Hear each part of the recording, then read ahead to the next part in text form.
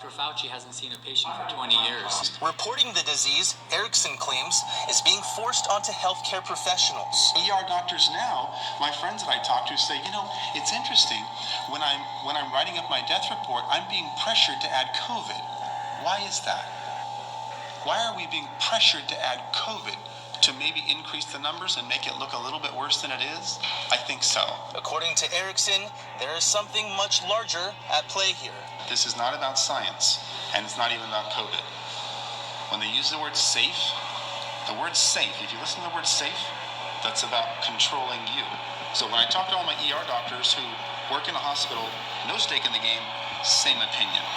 Doctor, I want to read for our viewers what the CDC says in part about how to count COVID deaths relating to that last issue we just raised. In cases where a definite diagnosis of COVID cannot be made, but is suspected or likely, like the circumstances are compelling with a reasonable degree of certainty, it is acceptable to report COVID-19 on a death certificate as probable or presumed. So, doctor, what's the problem with that?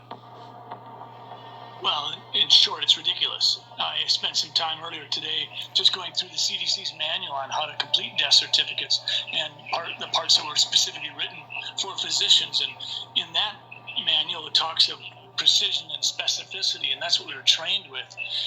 The determination of the cause of death is a big deal. It has impact on estate planning. It has impact on future generations. And the idea that we're going to allow people to massage and sort of game the numbers is a real issue, because we're going to undermine the trust. And right now, as we see politicians doing things that aren't necessarily motivated on fact and science, the public's their trust in politicians is already wearing thin. What do you say to those folks who are making the claim without really any evidence that these deaths are being padded, that the number of COVID-19 deaths are being padded? You will always have conspiracy theories when you have very challenging public health crises. They are nothing but distractions. Conspiracy theories, doctor? So you're engaging in conspiracy theories. What do you say to Dr. Fauci tonight? Well, I would remind him that anytime healthcare intersects with dollars, it gets awkward. Speaking of Bill Gates and predictions about pandemics, this George magazine from February 1997 has Bill Gates in it talking about Murdoch, money, and world domination.